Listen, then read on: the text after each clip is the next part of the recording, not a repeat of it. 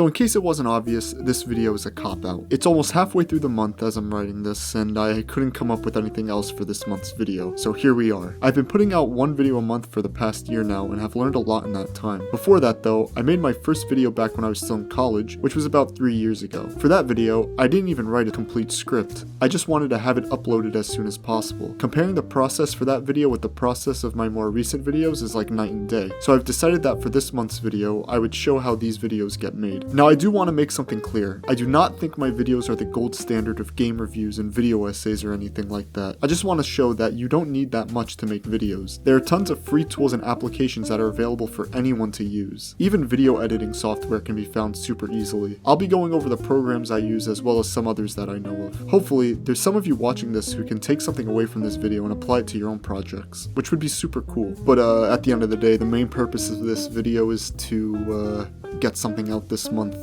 and I didn't have time to do anything else, so yeah, here we are. The thing that obviously comes first is the video's topic. Most of the time I pick a game I know very well and make a video on it. I don't really have like a rule I try to uphold or anything like that, but I do try to make the video game stuff on games that I've played at least once before. I feel that the more familiar I am with the game, the better the video will be, since I have prior experience with the subject matter and may already have some things I want to talk about before even recording. I technically kept true to this for the most part. Videos like Final Fantasy VII and Klonoa kind of blur the line a bit though. Final Fantasy VII was done on New Game Plus right after I had beaten it for the first time, and the gameplay I recorded for Klonoa was on my second playthrough of the game, a day after I had beaten the remastered version for the first time. The important thing here is that a video starts being made because I find the game or topic worth making a video on. While I do think some of my videos could have been better, I don't regret making them at all, since the subject matter for each of them was something that interested me enough to talk about them at length, which is all that really matters in the end. The Yu-Gi-Oh video was a bit different when it came to a physical recording, since it was done with an actual camera, but the idea was still the same. Record what I need and write everything down / label files properly to make sure everything is easy to find. This brings me to the next thing, which is note-taking. As I'm recording, I like to write down timestamps of things that happen in the video that I might want to talk about, highlight, or use as an example, or even if something funny happens that I might want to use as an insert clip. This makes editing way easier, as I don't have to scrub through what could be hours worth of video footage to find a short clip of me bumbling around like an idiot, as I can just go to the timestamp I wrote down and get it that way. Also, I forgot to put this in the script, so I'm saying this now while I'm editing. I use OBS to record everything. OBS is a free recording tool. It's super easy to use. I'd wager like 99% of people who make videos on games use OBS. The fact that I forgot about it while writing the script just goes to show that it's just a natural tool to use for this kind of thing. The next step is writing the script, which is something I highly recommend if anyone decides they want to make videos. My first video barely used a script. I wrote a little bit of it before deciding to just freestyle it. My second video didn't use a script at all, and it's one of the things I wish I did the most for that video. It took a super long time to edit and record lines I'd come up with right off the top of my head at the same time. I did this because I thought the notes I took would be enough, but I was sorely mistaken. I was constantly tripping over my words and having to re-record over and over again. The only reason I didn't stop to make a script was because, despite how annoying it was, I still felt like I was in a good workflow. After that whole experience, I make sure to write a full script before doing the voiceover. Having something to read off of as you record will make things not only a lot faster, but will just be nicer to listen to overall. There's less mistakes, and it also gives you the opportunity to fix things or add more to what you've already written. I don't have a target runtime for my videos. I think when most people think of video essays, they think of the super long ones that are like 2 to 3 hours long. Not that there's anything wrong with that, but with those kinds of video essays, well,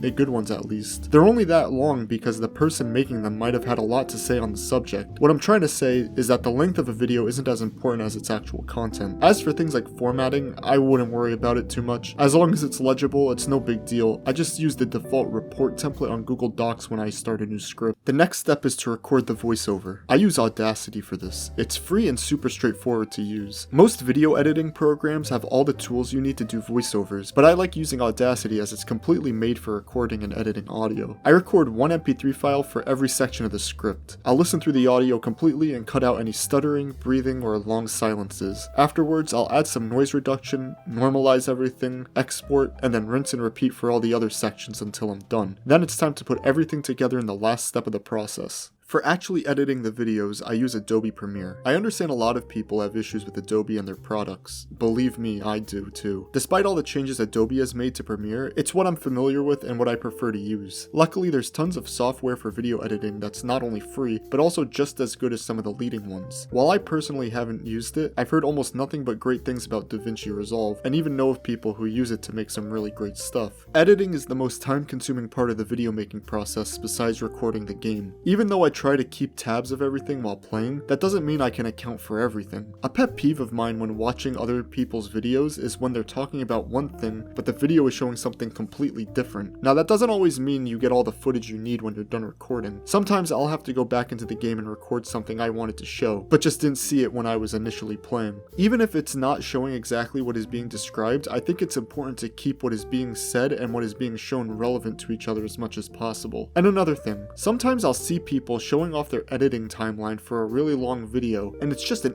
absolute mess. And they'll be all like, look how long the timeline is for this video, guys. This is how you give your computer a stroke, and is another reason I break my video up into sections. I don't know about DaVinci Resolve, but in Premiere you can put a sequence inside of a sequence. If you edit the original sequence, it will change in the other sequence as well. This is known as a master timeline. It makes everything more organized so that way you don't have to scroll through a stupidly long 2.5 hour timeline just to fix a spelling mistake. It also goes easier on your computer if that's a concern you have. On another note, the transitions I have were all made completely in Premiere. The original logo for this channel was made by a friend of mine many years ago. I took that design and more or less broke it up to be used as a transition animation. I'm pointing this out because if motion graphics is something you want to use, I would look at what's readily available to you before looking into something like After Effects. Sometimes everything you need is right there in front of you, and the search for something else may not even be necessary. So anyway, once everything's cut together and the music has been added and mixed, music by the way is just gotten from wherever I can find free stuff, I export the master timeline usually at a higher quality than what the footage was recorded at, since YouTube tends to make the quality worse in my experience, and then upload it. The last thing I do is make the thumbnail, which I draw in Clip Studio Paint. Almost every drawing program that's popular is free, and if you don't want to draw it, you can just make the thumbnail by using a still from the video itself and exporting the frame. So yeah, that's what it takes. A concern I had for making this video was that I thought maybe this would come off a little bit as narcissistic or whatever.